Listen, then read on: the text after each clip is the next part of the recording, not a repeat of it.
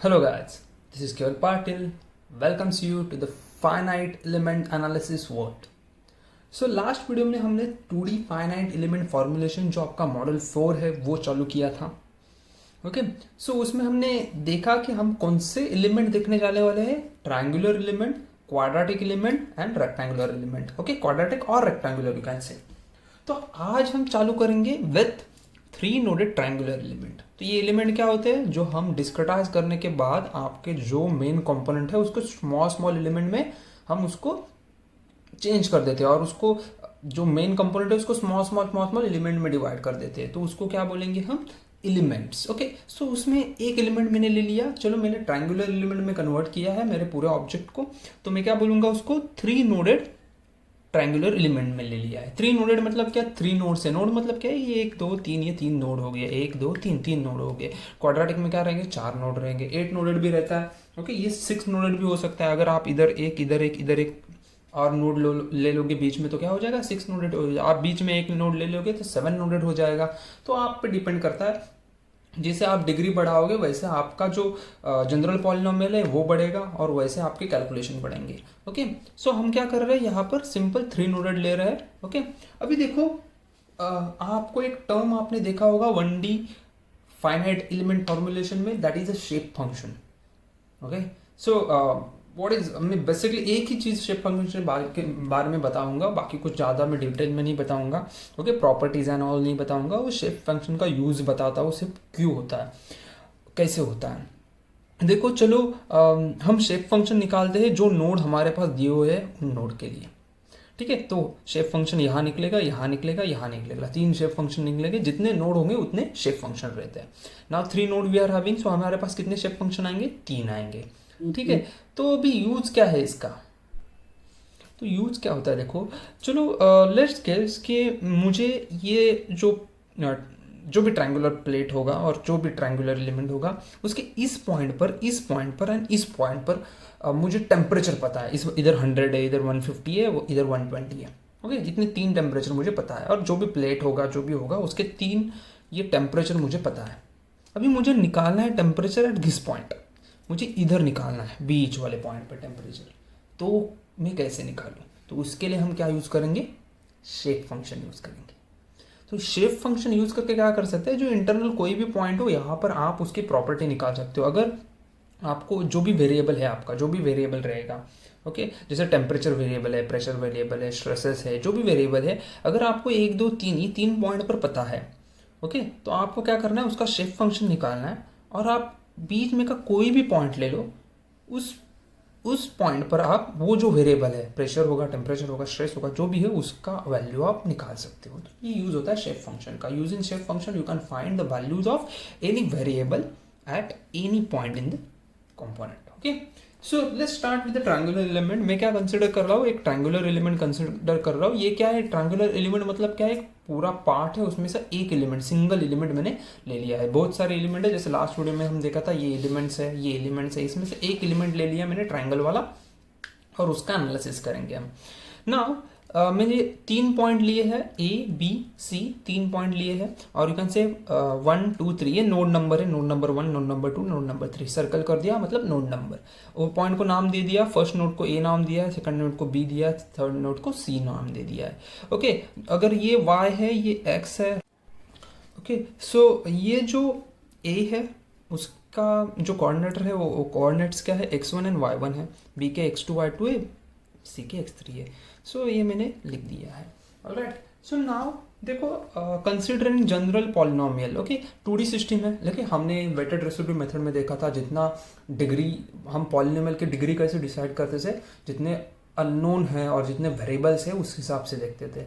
अभी देखो यहाँ पर 2D एलिमेंट है, तो हमारे पास जो जनरल पॉलिनोमियल रहेगा उसमें 3 अननोन रहेंगे. ओके 2D एलिमेंट के लिए 3 unknown, so C0 C1 and C2.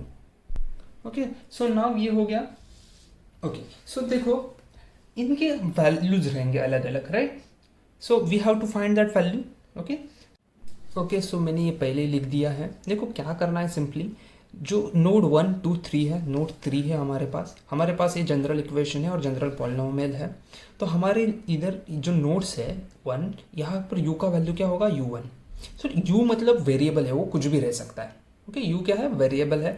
जैसे मैं बोल सकता हूँ उसको, चलो टेम्परेचर है तो एट U1 मतलब क्या हो जाएगा, टेम्परेचर एट 1 मतलब वो डिग्री में 25 डिग्री रहेगा, 30 डिग्री रहेगा, ऐसे कुछ भी रह सकता है। सो U1 and U2 U3 are क्या है, प्राइमरी वेरिएबल्स एट नोड 1 2 3। वो भी लिख देना चाहिए। ओके, इधर लिख दो आप, इसके आगे भी लिख दो कि U1 U2 U3 are primary variables at node 1 2 3 respectively. ठीक है। सो अब मैंने क्या किया, U1 U2 U3 क्या आएगा, यहाँ पर जो टेम्परेचर होगा यहाँ पर, या मैं जस्ट कंसिडर कर रहा हूँ temperature, it can be pressure, it can be other variable. Okay, कोई भी वेरिएबल, स्ट्रेन, कुछ भी रह सकता है वो। तो जो वेरिएबल रहेगा उसका वैल्यू क्या हो जाएगा, ओके, उसका वैल्यू क्या हो जाएगा, तो C0, देखो यहाँ पर ये तो कांस्टेंट है, वैल्यू सिर्फ चेंज क्या हो रहा है, एक्स वाई। तो 1 नोड है, उसके लिए एक्स का वैल्यू कितना है, x1, यहाँ y1, x2, y2, x3, y3। तो C0 का वैल्यू सबके लिए सेम रहेगा, C1 वैसे ही आ रहा है, C2 भी वैसे ही आ रहा है। ठीक है, सिर्फ चेंज क्या हो रहा है, x का वैल्यू U1 के लिए x1, U2 के लिए x2, U3 के लिए x3, y का वैल्यू y1, y2, y3। सो आपका वेरिएबल क्या होगा, इधर x1, इधर y1, x2, y2, x3, y3, बस, बाकी कुछ नहीं चेंज किया। तो ये मेरा जनरल पॉलिनोमियल फॉर नोड 1 हो गया, ये नोड 2 हो गया, ये नोड 3 हो गया। Okay, and U1 U2 U3 क्या, कोई भी वेरिएबल रह सकते हैं, टेम्परेचर, प्रेशर, कुछ भी। ठीक है, अभी इसी को मैं मैट्रिक्स फॉर्म में लिखूंगा। तो U1 U2 U3 क्या है, वेरिएबल्स है, मतलब चेंज हो रहा है। वेरिएबल मतलब क्या होता है, जो चेंज होता है। Okay, variable. तो U1 U2 U3 इस ब्रैकेट में आएंगे, करली ब्रैकेट में आएंगे। अभी बचा क्या है, देखो इस C0 C1 C2 में बाहर निकालने वाला हो, तो बचा क्या है, इधर 1 1 1, यहाँ पर x1 x2 x3 और y1 y2 y3 ये लिख दिया। और अब मल्टीप्लिकेशन में क्या आएगा, C0 C1 C2। अभी देखो मल्टीप्लाई करो, अब क्रॉस मल्टीप्लाई, आपको मल्टीप्लिकेशन तो आता है, क्या बन जाएगा, 1 into C0 plus C1 x1 आ गया, प्लस C2 y1 आ गया। मतलब U1 क्या बनेगा, C0 plus C1 x1 plus y1 C2 y1 और y1 C2, कुछ भी बोल सकते हो। वैसे U2 क्या हो जाएगा, C0 आ गया, C0 प्लस C1 x2 बराबर प्लस C2 y2, वैसे ही आपको मिल जाएगा। सो एक सिंपली मैट्रिक्स फॉर्म में मैंने इसको कन्वर्ट कर दिया। अभी मुझे ये जो अननोन है, जो कांस्टेंट है, उसकी मुझे वैल्यू चाहिए, तो मैं इस मैट्रिक्स को क्या करूंगा, इधर लेके आऊंगा। ओके, सो ये क्या बन जाएगा, C0 C1 C2 करली ब्रैकेट। ओके, ये मैट्रिक्स ऐसे ही रहेगा, 1 1 1 x1 x2 x3 y1 y2 y3, जो मैंने यहाँ से ये मैट्रिक्स में उठा के इधर लेके आया हूँ, ये मैट्रिक्स उठा के, तो क्या हो जाएगा, वो इनवर्स हो जाएगा। ओके, मैट्रिसेस हम अच्छे से सीखे हैं मैथ्स में। ओके, सो रिमेनिंग क्या है यहाँ पर, y1 y2 sorry U1 U2 U3। Okay, so ये वेरिएबल है, इसलिए करली ब्रैकेट में है। ओके, सिंपली मैं इसको C बोलता हूँ। ओके, और इसको मैं, इसका नाम दे देते हैं हम एक अच्छा वाला M, मैट्रिसेस के लिए मैंने M दे दिया, लेकिन ब्रैकेट ये रहेगा, करली नहीं रहेगा। ओके, और ये करली ब्रैकेट में U। सो नाउ देखो, मुझे ये M इनवर्स है, ये इनवर्स है, राइट। सो ये M इनवर्स बन जाएगा। अभी मुझे इस M इनवर्स का वैल्यू चाहिए। सो आई नो कि we know, but M inverse is equal to what, M inverse क्या रहता है, चलो आपको पता है, हम उसके कोफैक्टर्स निकालते हैं, इस मैट्रिक्स के कोफैक्टर्स निकालेंगे, उसका एक मैट्रिसेस बनाते हैं और उसको क्या करते हैं, हम ट्रांसपोज करते हैं। तो कोफैक्टर्स जो को फैक्टर्स का जो मैट्रिक्स है उसको हम नाम देते हैं, चलो n नाम दिया, जो एक बुक में भी दिया है, आई थिंक बोरकर में भी n ही दिया है।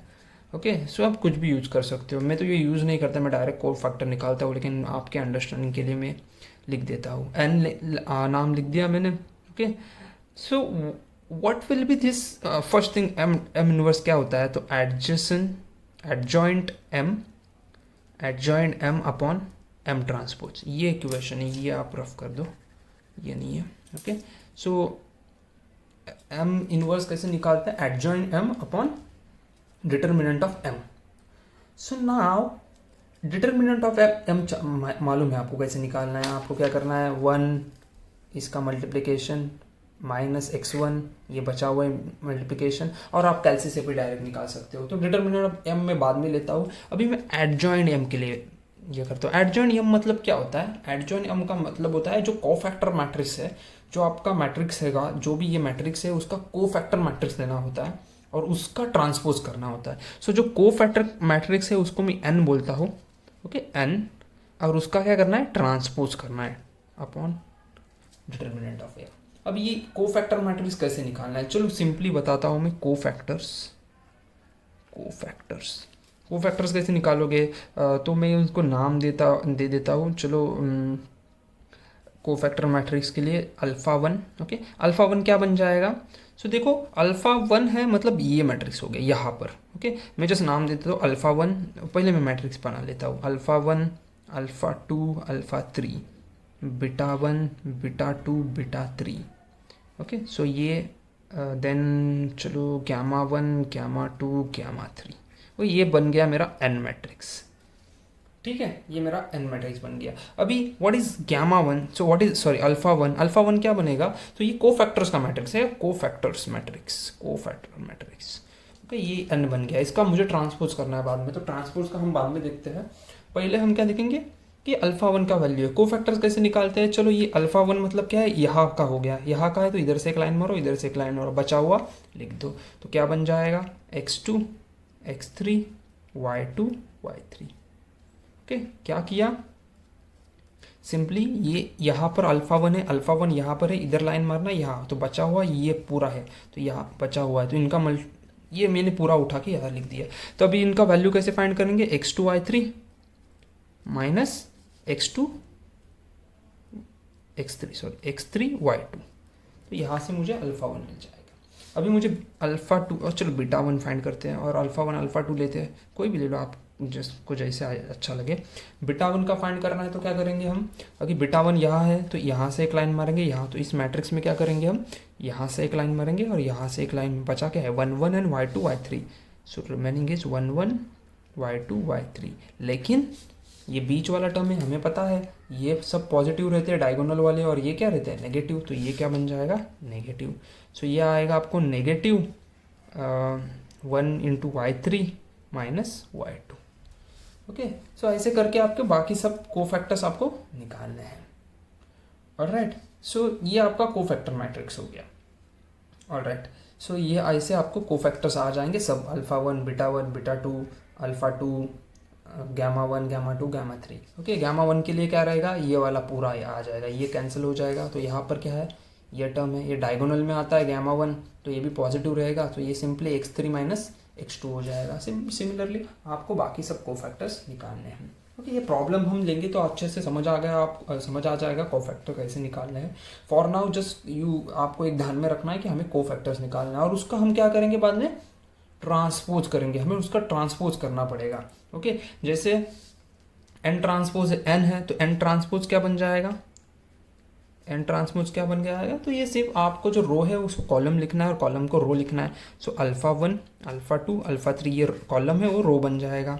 Beta 1, beta 2, beta 3, gamma 1, gamma 2, gamma 3, तो ये आपका n ट्रांसपोज हो गया, ठीक है। सो सिंपली हमने क्या किया?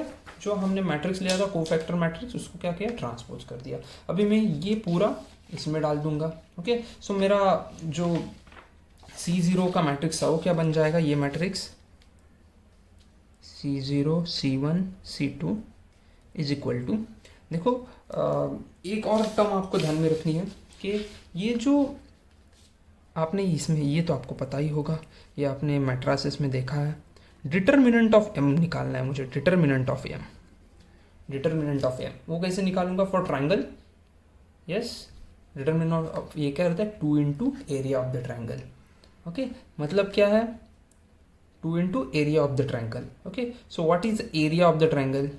एरिया ऑफ द ट्राइंगल क्या कहता है? 1/2 इंटू जो भी आपका मैट्रिसेस है वो आप लिख देने का, जो भी matrices 1 1 1 x1 x2 x3 y1 y2 y3, okay. ये आपका एरिया रहता है, तो आपका डिटर्मिनेंट क्या बन जाएगा? 2 इंटू एरिया बन जाएगा। 2 यहाँ से ले लोगे तो 1/2 क्या रहता है? 1/2 इंटू डिटर्मिनेंट, ये आपका एरिया रहता है, बराबर। 1/2 इंटू डिटर्मिनेंट, ये आपका एरिया रहता है। तो ये 2 इंटू एरिया क्या हो जाएगा, आपका मेट्राइसिस डिटर्मिनेंट हो जाएगा। तो सिंपली मैं क्या लिख सकता हूँ, तो ये जो m है उसके लिए मैं 1/2a लिखूंगा। सो देखो ये क्या बन जाएगा मेरा, जो m इनवर्स है, m inverse is equal to क्या है, n transpose upon m, determinant m क्या है, डिटर्मिनेंट m इज 2a है। ओके 2a है, इसलिए क्या बन जाएगा वो, मैं इधर से 1/2a लिखता हूँ। तो m ट्रांसपो डिटर्मिनेंट m क्या बन गया, 2a बन गया। अभी रिमेनिंग क्या है, n transpose, right. So what is n transpose, हमें n ट्रांसपोज का वैल्यू क्या मिला है, तो ये वैल्यू मिला है, तो ये लिख दूंगा मैं। ओके सो बचा क्या है अब, α1 α2 α3 β1 β2 β3 γ1 γ2 γ3। राइट, सो क्या किया हमने, जस्ट जो हमारा ये इक्वेशन था उसमें हमने वैल्यू डाल दिया किसका, तो m इनवर्स का, इस इक्वेशन में m इनवर्स का वैल्यू क्या है, तो n transpose upon determinant of m। Determinant of m क्या रहता है, it is equal to 2a। कहाँ से आया ये, area is equal to 1/2 into determinant रहता है। एरिया ऑफ द ट्राइंगल हम कौन से फॉर्मूले से फाइंड करते हैं, 1/2 इंटू डिटर्मिनेंट। तो अगर हमें डिटर्मिनेंट चाहिए तो हम क्या करेंगे, ये 2 को इधर लेके आएंगे मल्टीप्लाई, सो क्या हो जाएगा 2a। सो डिटर्मिनेंट क्या रहता है 2a। तो इधर मैंने वैल्यू डाल दिया डिटर्मिनेंट का 2a, तो 1/2a बन गया। n ट्रांसपोज का वैल्यू हमने इधर फाइंड किया है, वो लिख दिया मैंने इधर। अभी बचा क्या है, u1 u2 u3, so u1 u2 and u3, right. ठीक है, अभी क्या करना है, देखो मुझे C0 का वैल्यू चाहिए। तो C0 का वैल्यू क्या आएगा, तो C0 is equal to 1/2a, और ये यहाँ से आपको क्या करना है, मल्टीप्लिकेशन करना है। तो आपका ये वैल्यू बनेगा u1 α1, और आप लिख सकते हो α1 u1 plus α2 u2 plus α3 u3। ठीक है, वैसे ही C1 का वैल्यू क्या बनेगा, 1/2a β1 u1 plus β2 u2 plus β3 u3। Similarly C2 का वैल्यू क्या बनेगा, 1/2a γ1 u1 plus γ2 u2 plus γ3 u3। Right, मैंने क्या किया, सिर्फ मल्टीप्लिकेशन किया। 1/2a तो वैसे ही रहेगा, C0 क्या आएगा 1/2a into u1 α1 u2 α2 u3 α3। वैसे ही C1 क्या रहेगा, C1 बीच वाला है तो बीच वाले रो को मल्टीप्लाई करेंगे, 1/2a वैसे ही रहेगा, β1 u1, ऐसे मल्टीप्लिकेशन हो जाएगा। ठीक है, इतना समझ आ गया। अभी हमें C0 C1 C2 का वैल्यू मिल गया। ये हम निकालते किस लिए, ताकि हम इस इक्वेशन में डाल सके। सो नाउ u क्या बन जाएगा, C0 plus C1x plus C2y। तो हम ये C0 C1 का वैल्यू इधर डाल देंगे। सो ये 1/2a तो सबका कॉमन है, इसलिए मैं एक साथ ही लिख देता हूँ 1/2a। ठीक है, एक साथ ही लिख दिया मैंने, और आप अलग अलग भी लिख सकते हो, चलेगा, वैसे कोई प्रॉब्लम नहीं है। ठीक है, सो अभी देखते हैं बचा क्या है। ओके सो देखो, मैं ये पूरा लिख दूंगा। C0 तो हो गया, C0 का क्या है, सो α1 u1 plus α2 u2 plus α3 u3 plus यहाँ से क्या है, सो यहाँ पे क्या हो जाएगा, मल्टीप्लाई बाय x हो जाएगा, किसको, β1 u1 plus β2 u2 plus β3 u3 multiply by x plus γ1 u1 plus γ2 u2 plus γ3 u3। ये किसका वैल्यू है, तो C2 का वैल्यू है, इनटू क्या हो जाएगा यहाँ पर y। ठीक है, अभी देखते हैं हम क्या बचा है, 1/2a तो ऐसे ही आएगा। ओके, अभी देखना है मैं क्या करने वाला हूँ। देखो ये α1 u1 है, तो u1 का टर्म है, मैं एक साथ लेने वाला हूँ। अंडरस्टूड, u1 का टर्म एक साथ लूंगा तो क्या हो जाएगा, α1 u1 प्लस यहाँ से आ जाएगा β1 u1 x प्लस यहाँ से आ जाएगा γ1 u1 y। ठीक है, प्लस दूसरा टर्म क्या बनेगा, तो α2 u2 और यहाँ से क्या आएगा, plus β2 u2 x plus γ2 u2 y, ये वाला टर्म γ2 इंटू 2 u2 है ये, इंटू y। ओके, प्लस अभी क्या बचा है, γ3 u3 plus b3 u3 x plus gamma 3 u3 y। ठीक है, इतना बचा था लिख दिया। अभी यहाँ से कॉमन क्या निकल सकता है, तो u1 कॉमन निकलेगा। Okay, so is equal to 1/2a/c रहेगा। ठीक है, यहाँ से कॉमन क्या निकलेगा, तो बचा है alpha 1 plus beta 1 x plus gamma 1 y u1 plus यहाँ से क्या, अभी alpha 2 beta 2 x plus gamma 2 y u2 plus ये alpha 3 plus beta 3 x plus alpha 3 y u3। Okay, simply है, यहाँ से मैंने u3 कॉमन निकाल दिया, तो अल्फ़ा 3 बचा, b3 x बचा एंड gamma 3 y बचा, वही मैंने लिखा है। तो आपको ज़्यादा कुछ नहीं लिखा है, alpha 1 alpha 2 alpha 3 beta 1 beta 2 beta 3 gamma 1 gamma 2 gamma 3। ठीक है, अभी मैं क्या कर रहा हूँ, u is equal to, right, यहाँ भी u है। Okay, u is equal to, अभी मैं क्या कर रहा हूँ, देखो ये 1/2 ये अंदर ही मल्टीप्लाई करूँगा, बट उसके साथ में जो ये पूरा टर्म है उसको मैं एक नया नाम दे रहा हूँ। तो क्या बचेगा, 1/2a, इसको मैंने नया नाम दे दिया। ओके, इसको एक नया नाम दे रहा हूँ मैं, उसको नाम दे रहा हूँ मैं समथिंग। ओके, जस्ट मल्टीप्लाई कर रहा हूँ, रुको, alpha 1 plus beta 1 x plus gamma 1 y u1 plus 1/2a alpha 2 plus beta 2 x plus gamma 2 y u2 plus 1/2a alpha 3 plus beta 3 x plus gamma 3 y u3। अभी देखो, ये जो full term है उसको मैं अलग नाम दे रहा हूँ, ये और ये। ओके, सो मैं नाम क्या दे रहा हूँ, u is equal to n1 u1 plus n2, इसको n2 क्योंकि 2 है इसलिए n2 u2 प्लस या 3 है इसलिए n3 u3। अभी जो n1 n2 n3 है उसको हम क्या बोलेंगे, शेप फंक्शन, उसको हम क्या बोलेंगे, शेप फंक्शन। अभी देखो, ये आपका मॉडल था, राइट। आपको यहाँ पर कुछ तो जो वेरिएबल है u, चलो टेम्परेचर गेस करते हैं, u इज टेम्परेचर है, तो आपको इस पॉइंट पे टेम्परेचर निकालना है। आपको कौन सा टेम्परेचर पता है, ये u1 पता है, u2 u3 पता है, मतलब ये चलो 25 डिग्री है, 26 है और ये 28 है, ऐसे कुछ तो टेम्परेचर है। ठीक है, अभी आपको क्या करना है, ये n1 n2 n3 का वैल्यू निकालना है। ओके, तो अल्फ़ा 1 बीटा 1 gamma 1 का अल्फ़ा 1 बीटा 1 gamma 1 क्या है एग्जैक्टली, तो कोफैक्टर्स है, वो तो आपको निकल जाएंगे, कोफैक्टर्स है। ओके, अल्फ़ा 1 अल्फ़ा 2 अल्फ़ा 3 ये आपको ऐसे निकल जाएंगे, इधर से आपको वैल्यू पता चल जाएगी। अभी ये एक्स एंड वाई है, इधर मल्टीप्लिकेशन में एक्स एंड वाई, ये क्या रहेंगे, जो ये पॉइंट है उसके कोऑर्डिनेट रहेंगे फ्रॉम यहाँ से यहाँ तक। एक्स कोऑर्डिनेट, एक्स क्या रहेगा, यहाँ से यहाँ तक एक्स रहेगा और यहाँ से यहाँ तक वाई रहेगा। ओके, ये जो पी पॉइंट है, ओके, ये x रहेगा, यहाँ से यहाँ तक x और y, तो ये यहाँ पर आप डाल दोगे x एंड y, तो आपको क्या मिल जाएगा, n1 n2 n3 का वैल्यू मिल जाएगा। वो n1 n2 का वैल्यू ये टेम्परेचर से मल्टीप्लाई करो एंड ऐड करो, तो आपको क्या मिल जाएगा, टेम्परेचर एट पॉइंट P मिलेगा। वो हम प्रॉब्लम में देख लेंगे, पहले तो आपको यही देखना है। अभी n1 का वैल्यू क्या है, ये जो पूरा टर्म है वो n1 है, ये जो पूरा टर्म है वो n2 है और ये पूरा टर्म है वो n3 है। आप नीचे लिख सकते हो n1 is equal to this, n2 is equal to this, n3 is equal to this, including 1/2a। Okay, so ये क्या हो गया, हमारे शेप फंक्शन हो गए। यूजिंग दिस शेप फंक्शन हम क्या करेंगे, जो ऐसे बीच वाले कोई भी पॉइंट ले लो, उस पॉइंट के कोऑर्डिनेट्स आपको अगर पता है तो आप क्या फाइंड कर सकते हो, उसका जो भी वेरिएबल है वो आप फाइंड कर सकते हो। होपफुली आपको ये डेरिवेशन समझ आ गया होगा। अभी आपको ध्यान में क्या रखना है, आपको ये पूरा डेरिवेशन, अगर आप पूछते हैं डेरिवेशन एग्जाम में तो आपको डेरिवेशन करना है, लेकिन मोस्ट प्रोबेबली प्रॉब्लम पूछेंगे तो प्रॉब्लम के लिए आपको क्या ध्यान में रखना है, ये वैल्यूज।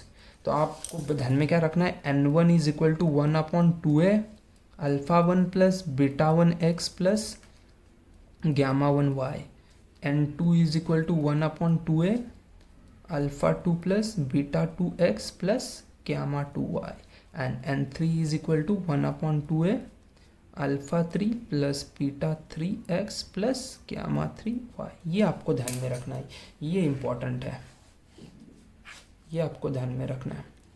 ये अगर आप ध्यान में रखोगे, देखो अल्फ़ा 1 अल्फ़ा बीटा 1 gamma 1 क्या है, कोफैक्टर से निकल जाएंगे आपको। सो आपको सिर्फ आपको ये ध्यान में रखना है, ये फॉर्मूला ध्यान में रखना है, ये ध्यान में हो गया कि आप प्रॉब्लम इजीली फाइंड कर पाओगे। होपफुली आपको ये डेरिवेशन पार्ट थोड़ा सा लंबा बना वीडियो, लेकिन ये ज़रूरी था। ओके, सो डेरिवेशन पार्ट आपको समझ आ गया होगा। आप एक बार अगर आपको कॉम्प्लिकेट लग रहा है तो एक बार फिर से वीडियो देख लो, आप खुद से आप लिख दो, आपको समझ आ जाएगा। मैं वैसे आप जो डिस्क्रिप्शन होगा उसमें इसके नोट्स जो है ये कुछ वो मैं डाल दूंगा।